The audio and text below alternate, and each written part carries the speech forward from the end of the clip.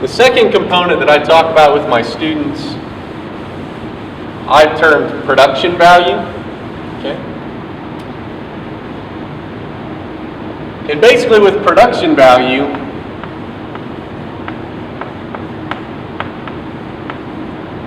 we're looking at width of skeleton,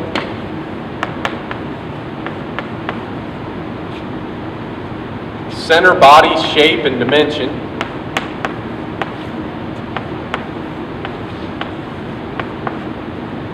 and structural soundness, or how easy that animal moves.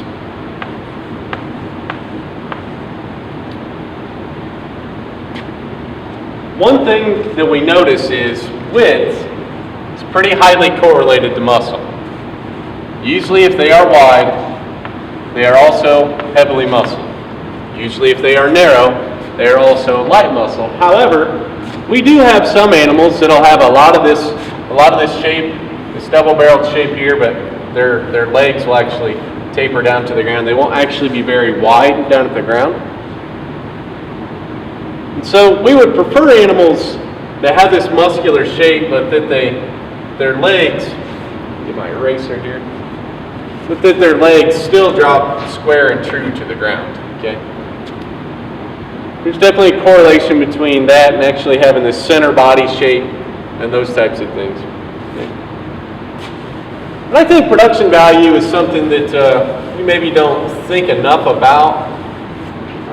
Sometimes I try and hammer it into my students, because the way I look at production value is, if we took thousands of that particular animal or groups of animals that we're looking at, and we put them into just a typical commercial setting, would they be able to grow, perform, and actually make money on a large scale basis?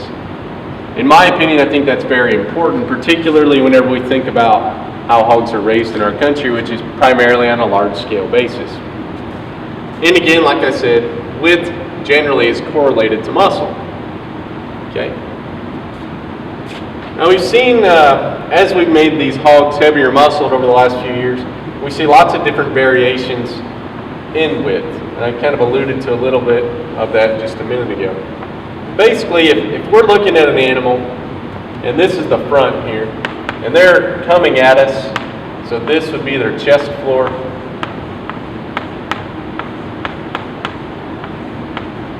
And then this would be their legs dropping down here. This is what we're looking for.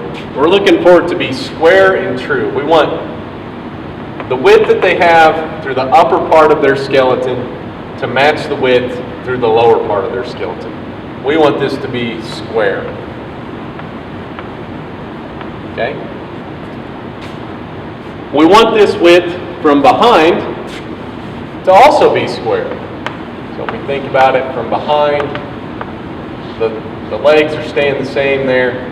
Instead of this being the chest floor, this would be maybe the base of the ham seam. So maybe kind of where the ham comes together. So here we're talking maybe about, here's the base of the ham seam. Here would be like the hock, and then dropping square and true down to the ground. And that's important,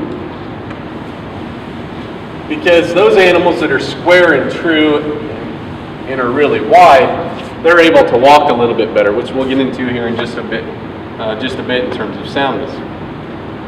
So again, width correlated with muscle, we want it to be square. Center body. I think center body shape is really, really important, because oftentimes this is associated with growth. We don't have a lot of scientific measurements on things that can indicate growth potential. We know that skeletal size, so big, small, those things.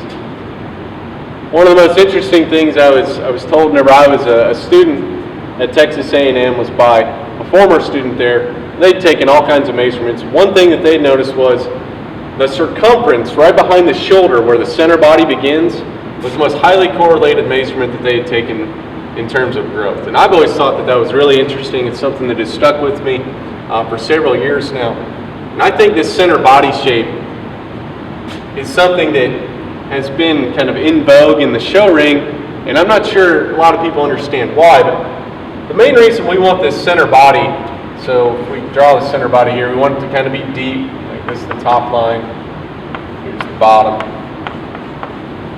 We want them to be deep bodied, right? This to be deep. And the reason we want this center body to be deep, and then also we want it to be wide, so we want kind of some shape, some curvature here to the rib cage. The main reason we want that is for intake. So that those animals can actually eat enough feed to continue to grow at a rapid, constant rate. So whenever we think about center body dimension, oftentimes the animals with more center body seem to be the heavier animals that we see in classes. Typically they're the ones that grew a little bit faster. So again, this production value stuff, going back to it, width correlates with muscle, which is part of carcass value. Growth is also in there. And then in terms of structural soundness, we talked about them being square. This structural soundness also can be correlated with growth, and oftentimes it is. Oftentimes animals that have struggles whenever they're getting out and moving and they're not structurally sound, they oftentimes do not grow as fast. The third and final thing that I talk to my students about, and it's, in my opinion, it's the most fun part of judging hogs. When we have hogs that have carcass value, meaning that they're muscular, they're lean enough, they're heavy enough weight, and then they have that production value, they have true skeletal width, they have center body dimension, and they can move good, is this last thing that we do in this part of the country almost every weekend in the summer is show ring value.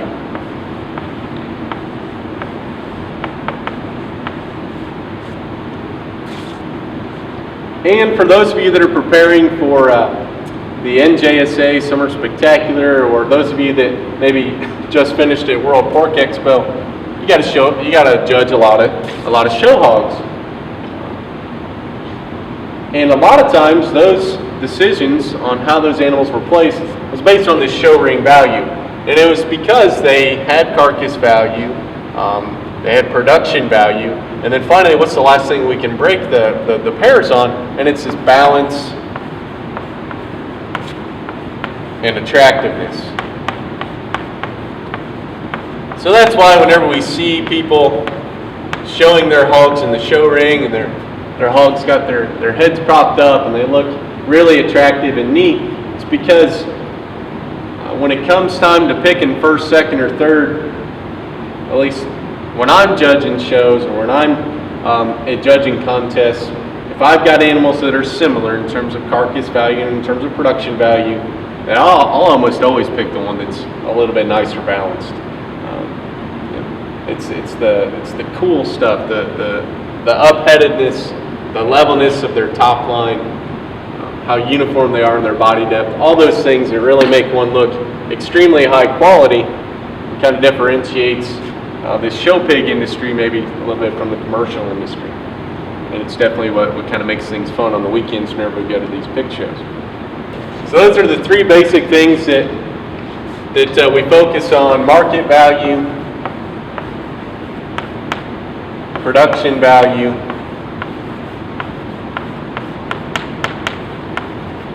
and show ring value.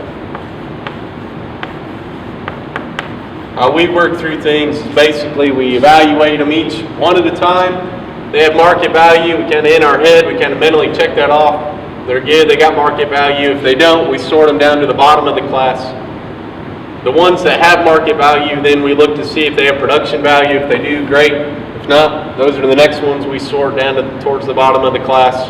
If they have both those things, then we're going to pick the ones that are balanced and attractive, the ones that have show ring value. If you keep it that basic and that simple, judging livestock, and in particular judging market hogs, becomes a little bit easier for you.